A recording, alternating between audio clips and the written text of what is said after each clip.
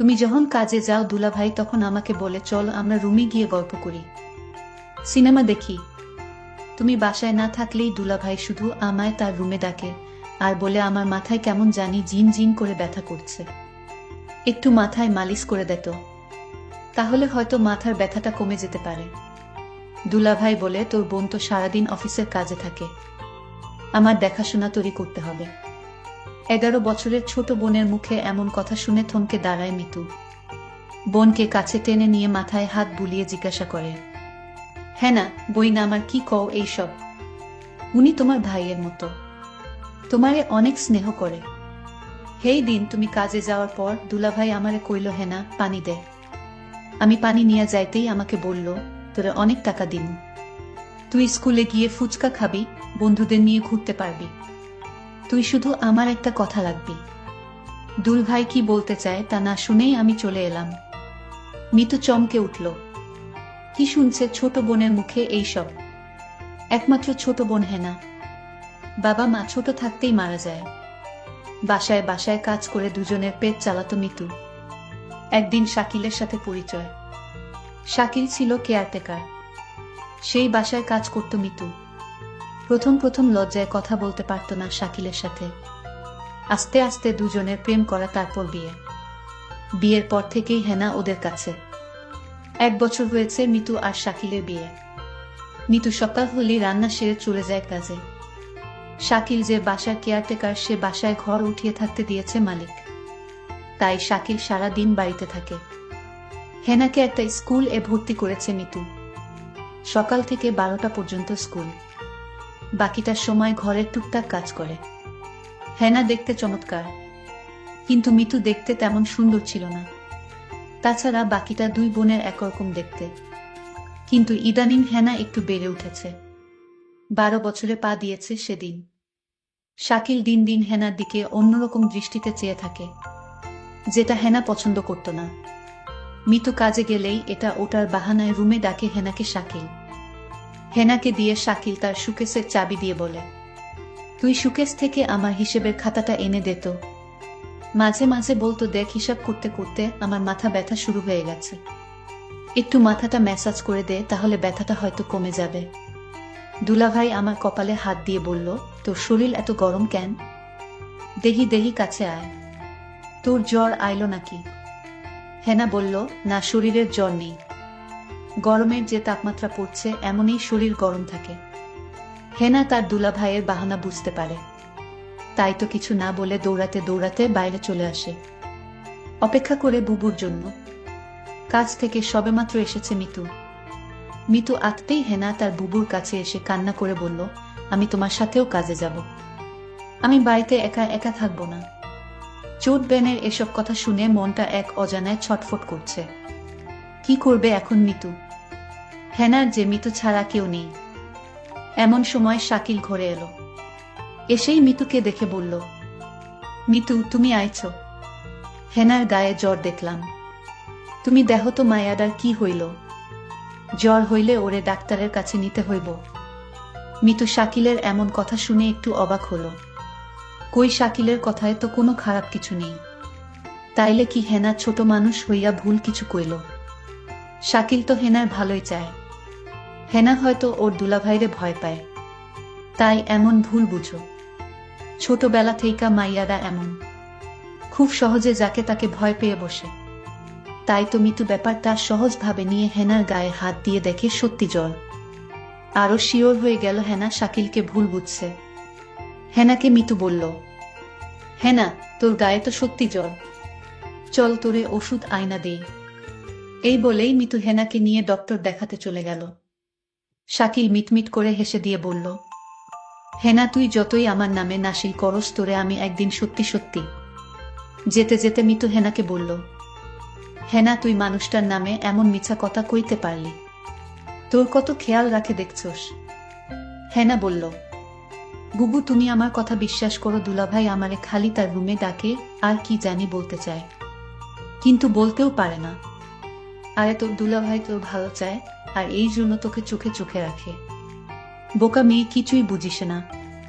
মিতু ছোট্ট হেনাকে বুঝিয়ে বলল, শাকিল একেবারে সাধাসিধে, ভুলটা হেনার।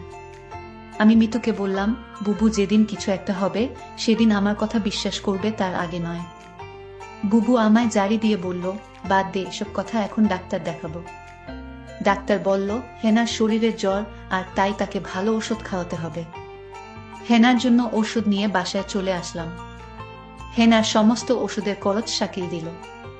আমি হেনাকে বললাম, হেনা দেখছিস আমাদের কত কেয়ার করে তোর দুলাভাই। ওষুধের সমস্ত খরচ শাকিল দিয়ে দিল। বুবু আমার মনের কথাটা বুঝল না।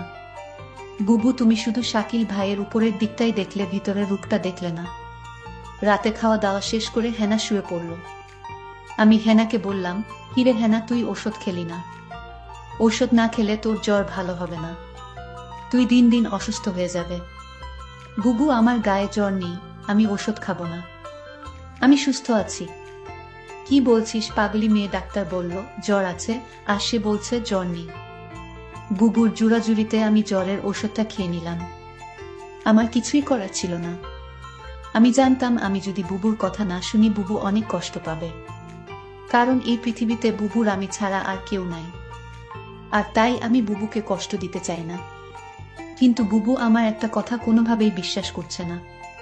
কিন্তু বুবু বিশ্বাস করবে সেই দিন, যেদিন আমার একটা কিছু হবে, তার আগে না। কিছুদিন পর বুবুর অফিস বন্ধ দিয়েছিল 1 সপ্তাহ। সারাদিন বুবু বাড়িতে থাকত। আমি স্কুলে যেতাম আর 12টা বাজে চলে আসতাম। কিন্তু বুবু এই 1 সপ্তাহ বাড়িতে থাকাতে শাকিল ভাই কেমন জানি হয়ে গেছে। দুলাভাইয়ের মেজাজ দেখি কিটকিটে হয়ে গেছে। আমার মনে হয় বুবু বাড়িতে থাকায় দুলাভাই এটা কিছুতেই সহ্য করতে পারছে না। পরদিন আমি স্কুল থেকে ফিরলাম, রৌদ্র দিয়ে আসলাম, শরীর গরমে মনে হয় পুড়ে যাচ্ছে। দুলাভাই তখন আমার কপালে হাত দিয়ে বলল, সর্বনাশ, মেয়েটা তো আজ জ্বরে পুড়ে যাচ্ছে, তাড়াতাড়ি চলো ডাক্তারের কাছে নিয়ে যাই। বুবু তখন বলল, তুমি হেনাকে নিয়ে ডাক্তার দেখিয়ে আসো, আমি বাড়ির রান্না ভাড়ার কাজটা সেরে নিই। হেনা তখন আমায় বলল, বুবু আমার জ্বর হয়নি, আমি ডাক্তারের কাছে যাব না। বুবু, তুমি কেন বুঝ না আমার কথা? দুলভাই শুধু অয়থায় ডাক্তারের কাছে আমায় নিয়ে যায়, আমার শরীরে জ্বর নেই। বুবু, আমি ডাক্তারের কাছে যাব না। দুলাভাই বলল, আচ্ছা তুমি যখন যেতে চাচ্ছ না, তাহলে আমি গিয়ে ওষুধ নিয়ে আসি। বুবু বলল, দেখছিস তোর দুলাভাই কত ভালো, তোর একটু সমস্যা হলেই তোর জন্য কত কিছু করে। আজকাল এমন মানুষ পাওয়া বড়ই কঠিন। হেনা, বুবু, তুমি দুলাভাইকে চিনতে পারোনি। তুমি মানুষটার সাথে সংসার করছো, অথচ তার মন মানসিকতা সম্পর্কে তোমার ধারণা নেই। বুবু, বুবু, দুলাভাই তোমার সামনে আমার সাথে ভালো আচরণ করে। চুপ কর, তোর দুই ভাইয়ের নামে কোনো বদনাম করবি না। আমি বুবুর কথা শুনে অবাক হলাম আর মনে মনে বললাম, বুঝবে বুবু, বুঝবে, সময় হারিয়ে সবই বুঝবে। আমার কথার কোনো মূল্য তুমি আজ দিচ্ছ না। পরদিন বুবু হঠাৎ অসুস্থ হয়ে পড়ে বিছানা থেকে উঠতে পারছে না, শরীরের একটু শক্তি নেই। বুবুর শরীরের প্রচন্ড জ্বর চলে আসছে। দুলাভাই বুবুর অসুস্থতা দেখেও বলছে, আমার আজ একটা জরুরি কাজ আছে বাহিরে, আমার আসতে একটু লেট হবে। দুলাভাইকে বললাম, বুবুর গায়ে তো জ্বর আসছে, বুবুকে ডাক্তারের কাছে নিয়ে যেতে হবে। দুলাভাই বলল, তুই একটু নিয়ে যা, আমি আজ যেতে পারবো না, কারণ আজ আমার জরুরি কাজ আছে। আমি বুবুকে বললাম, বুবু দেখলে আজ তুমি অসুস্থ, তাই তোমাকে ডাক্তার দেখাতে নিয়ে গেল না। আজ যদি আমি অসুস্থ হতাম তাহলে দেখতে কত দরদ দেখাতো। বুবু আমার কথা শুনে কিছুটা আমার কথা বিশ্বাস আসলো। বুবু তখন মনে মনে বলল, ঠিক আছে, শাকিলের মতলব সম্পর্কে আমার জানতে হবে। শাকিল কি আসলে সে উপরে উপরে ভালো, নাকি সত্যি শাকিল একজন ভালো মানুষ? রাতে শাকিল ঘরে ফিরল, ডাইনিং টেবিলে খাবার ছিল। সে নিজ হাতে খাবার খেয়ে সোজা ঘুমিয়ে গেল। আমি আশ্চর্য হয়ে গেলাম, আমার খুব কষ্ট হচ্ছিল। শাকিল আমায় অসুস্থ দেখে গেল, অথচ একবারও জিজ্ঞেস করলো না, তোমার কি জ্বর কমেছে? শাকিল জানি কেমন হয়ে গেছে, অথচ গতকাল আমার বোনের জ্বর আসলো, তার প্রতি সে কত না কেয়ার দেখালো। এসব চিন্তা করতে করতে আমার রাতে ঘুম হচ্ছিল না, আমি সারা রাত ঘুমাতে পারিনি। তাহলে আমার চোর বোনটা যা বলল তা কি সত্যি বলেছে?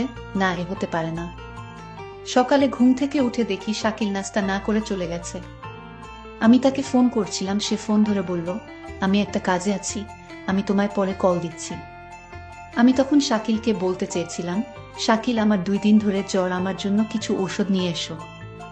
সেটা বলার আগেই সে ফোন কেটে দিল। আমি ভাবলাম কিছুক্ষণ পর আবার ফোন দিব। প্রায় 2 ঘন্টা পর আমি শাকিলকে ফোন করলাম। আমি বললাম, 2 দিন ধরে আমি অসুস্থ, তুমি আমার খোঁজ রাখনি কেন? শাকিল বলল, আরে আমি এই 2 দিন একটু বিজি ছিলাম, তাই কোনো খোঁজ রাখতে পারিনি। তারপর আমি বললাম, যদি পারো তাহলে আমার জন্য কিছু ওষুধ নিয়ে এসো। ঠিক আছে আমি নিয়ে আসবো, এখন ফোন রাখো। আমার মনে হলো আমি তাকে ফোন দিয়ে বিরক্ত করেছি। একদিন রাতে শাকিল ঘুমাচ্ছিল, হঠাৎ মধ্যে রাতে দেখি শাকিলের রুমে নাই। আমি রুমের চারদিক ভালো করে খুঁজতে লাগলাম, কোথাও শাকিলকে দেখতে পাইলাম না।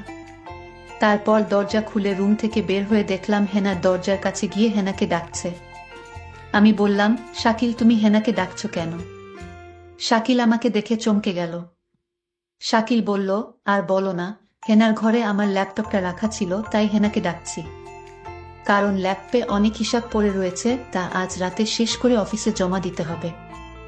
শাকিল তুমি আমার সাথে মিথ্যা বলো না। আমি জানি তুমি জব করো না, আর তাহলে তোমার অফিসে কিসের কাজ? মিতু তুমি আমার মুখের উপর তর্ক করো না। আমি যা বলছি তাই সত্যি, আমি নতুন একটা অফিসে জব নিয়েছি। আমি তার সাথে আর কথা বাড়ালাম না। শাকিলের প্রতি আমার সন্দেহর মাত্রাটা বেড়ে চলল। এখন শাকিলকে আমার তেমন বিশ্বাস হয় না। কখন কি করে বসে তার কোনো ঠিক নেই। আমি শাকিলকে বললাম, যেহেতু তুমি একটা চাকরি পেয়েছো, তাহলে আমার আর কাজের দরকার কি? আমি না হয় বাসায় থাকলাম, তুমি চাকরি করো। শাকিল তখন আমায় ধমকে সুরে বলল, তোমার যে বোন রয়েছে তার লেখাপড়ার খরচ কি আমি দিব? তুমি তোমার কাজ করো, আমি আমার কাজ করি। শাকিলের কথা শুনে বুঝতে পারলাম তার আসল চেহারাটা বের হয়ে আসছে ধীরে ধীরে। আমি বললাম, ঠিক আছে শাকিল, তোমার কোনো চাকরি করতে হবে না, আমি তো আছি। দেখলাম শাকিল অনেক খুশি হয়ে গেল। পরদিন আমি কাজে চলে গেলাম। বাড়িতে হেনা আর শাকিল। আমার এই দিন কাজে কিছুতেই মন বসছিল না, কারণ আমার খুব চিন্তা হচ্ছিল আমার বোনটাকে নিয়ে। আমি যেখানে কাজ করতাম সেই মালিককে বললাম, আজ আমায় একটু আগে ছুটি দিয়ে দেন, আমার বাসায় একটু সমস্যা। মালিক বলল, ঠিক আছে, আজ তোমাকে আগে ছুটি দিয়ে দিব। কোনোরকম অফিসের সময়টা গেল। আমার ডিউটি হচ্ছে সকাল 8টা থেকে রাত 8টা, কিন্তু আজ আমি বিকাল 4টায় ছুটি নিয়ে বাসায় চলে আসলাম। বাসায় এসে দেখি বাড়িতে কেউ নাই, একদম নিবিড়। আমি হেনাকে ডাকছি, হেনা কোথায় তুই? আবার শাকিলকে ডাকছি, শাকিল কোথায় তুমি? আমি কারো সারা শব্দ পেলাম না। সমস্ত বাড়ি খুঁজছিলাম, কাউকে দেখতে পাচ্ছিলাম না। শুধু একটা জায়গা বাকি ছিল, আর সেই জায়গাটা হলো বাথরুম। আমি বাথরুমের দিকে গেলাম, গিয়ে যা দেখলাম তা দেখে আমার মনে হচ্ছিল আমার দম আটকে গেল। আমি দেখলাম হেনা একপাশে পড়ে আছে। আমি দৌড়ে কাছে গিয়ে হেনাকে ডাকলাম, হেনা বোন আমার, তোর কি হয়েছে? হেনার কোনো সারা শব্দ নেই। চিৎকার করে হেনাকে ডাকছি, এই হেনা উঠ, তোর কি হয়েছে বোন? আমি কথা দিচ্ছি আমি আর কোনোদিন তোরে বাসায় একা রেখে কাজে যাব না। লক্ষ্মী বোন আমার, তুই উঠ, আমার সাথে রাগ করিস না। হেনার মুখ দিয়ে কোনো কথাই বের হচ্ছিল না। একটা সময় বুঝতে পারলাম হেনা আর নেই। হেনা আমার সাথে অভিমান করে চলে গেছে। হেনা মরে গেছে। আমি কাঁদছিলাম আর বলছিলাম, হেনা বোন আমার, তুই একবার উঠ, এই যে আমি কথা দিচ্ছি এখনই তোকে নিয়ে অন্য কোথাও চলে যাব। হেনা আমার কথা শুনছিল না। শুনবে কি করে, সে তো মরে গেছে। আমি হেনার হাতে একটা চিঠি দেখতে পেলাম। চিঠিটা তার হাত থেকে নিয়ে খুলে দেখলাম। চিঠিতে লেখা ছিল, বুবু তুমি আমার কথা বিশ্বাস করছিলে না। আমি অনেক কষ্ট নিয়ে দুনিয়া থেকে চলে গেলাম। এর কারণ হলো আমার দুলাভাই। বুবু তুমি আমাকে ক্ষমা করে দিও। আর তোমার প্রতি একটা অনুরোধ, তুমি শাকিলকে ছেড়ে চলে যেও, তা না হলে আমার আত্মা শান্তি পাবে না। আমার আর বুঝতে বাকি রইল না কেন হেনা দুনিয়া ছাড়ল। কি ঘটেছিল? আমার বোন ঠিকই বলেছিল, বুবু তুমি সময় হারিয়ে সব বুঝবে। আজ আমার বোনের কথার ফল আমি পেয়ে গেলাম, কিন্তু আমি এর শেষ দেখে ছাড়ব। আমি শাকিলকে খুঁজতে লাগলাম। আমি শাকিলকে কোথাও খুঁজে পাচ্ছিলাম না। তারপর আমার বোনের হাতের চিঠি দিয়ে শাকিলের নামে মামলা করলাম। শাকিলের সারা জীবনের জেল হয়ে গেল। বন্ধুরা, আমি কষ্ট করে তোমাদের জন্য গল্প তৈরি করি। যদি গল্পটি ভালো লাগে তাহলে ভিডিওতে একটি লাইক করে পাশে থাকবেন। আর এরকম নতুন নতুন গল্প পেতে আমার চ্যানেলটি সাবস্ক্রাইব করে পাশে থাকবেন। ধন্যবাদ।